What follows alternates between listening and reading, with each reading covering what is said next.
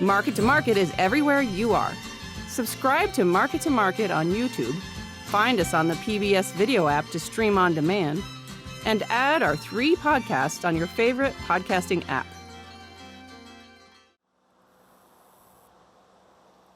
The 1980s farm crisis hit southeastern South Dakota just like it did the rest of the country, bringing a severe economic downturn that affected many farmers and their communities. The Edinger family of White Lake survived the crisis by relying on their father Wayne's second income as a teacher, but they received additional help when the elder Edinger planted a field of sunflowers. It was tough times in the 80s. Dad was, luckily for us, did a good job of forward thinking. 40 years later, his sons, Charlie and Chet, still raise sunflowers, dedicating about 15% of their row crop acres to the edible seeds. I would say year in, year out, they're one of our best money-making crops. I mean, it is definitely challenging. I think we live in a good area with our amount of rainfall, or our climates and soils that, we're in that 20 to 24 inches of rainfall every year, so they're a good dry weather hedge. The 2021 growing season offered a challenging dry weather test for many sunflower growing regions. In the Dakotas and Minnesota, throughout the growing season, about 95% of the growing area has either been from a severe to exceptional drought. The conditions here have been just awful. I mean, producers in some areas planted seeds of other crops. They didn't germinate, they didn't come up. Sunflowers, often planted last in the northern plains, caught some of the limited rains in those key regions. USDA estimates that yields are down about 13%, but some industry leaders had expected worse. In comparison to some other crops, I mean, that's pretty good. I mean, honestly, that's very good considering some places maybe had 6 inches of moisture since January 1st. With total pounds produced nationwide expected to be down, sunflower prices have already climbed, reaching a point not seen since a similar drought a decade ago. And obviously some of that is people, trying to position themselves to get stocks to last throughout the year to buy ahead. But in just the demand for the seed, I mean, when I look at what oil is being crushed and what was left over in stocks at the end of a month, there's not a lot left. I mean, it's moving out the door because of the demand.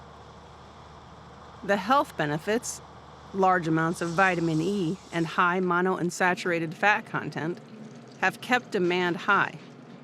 Sales of the black oil varieties, crushed for cooking oil, and confection varieties, used for human consumption, are regaining some lost ground.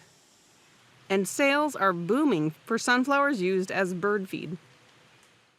With COVID, our numbers have really gone through the roof. I mean, it's just been incredible. The amount of people obviously being stuck at home, looking for something to do just to pass time. And so bird feeding has really had a resurgence here.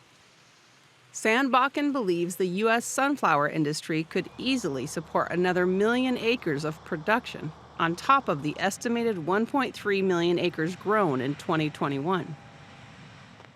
The Edinger brothers, who now raise confection sunflowers for human consumption, are based in southeast South Dakota, which, as of October 5th, 2021, had received less than 14 inches of precipitation, 7 inches shy of normal. Even with the reduced moisture, their sunflower crop still did well, beating their 5-year average yield by 22%.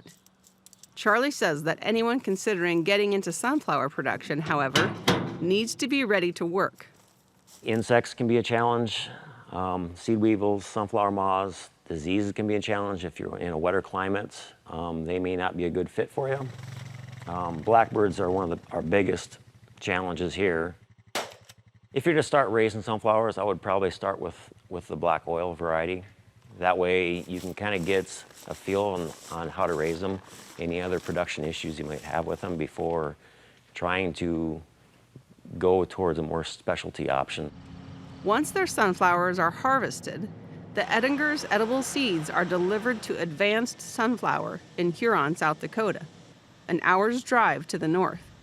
Advanced Sunflower handles about 120 million pounds of sunflower seeds annually. The The seeds are cleaned, sorted by size, roasted, salted or flavored, and sometimes dehulled. Nationally, about 15% of sunflower seeds are exported. But that represents a decline as the U.S. now faces more competition from overseas sources than it has in the past. The U.S. was the primary area where the selective breeding was done to move them from wild to something we could use for snacks and oil and that. But now some other countries have gotten into producing sunflower seeds, so there's been a shift in the last 15 years, and it's been a challenge to keep up with, their prices.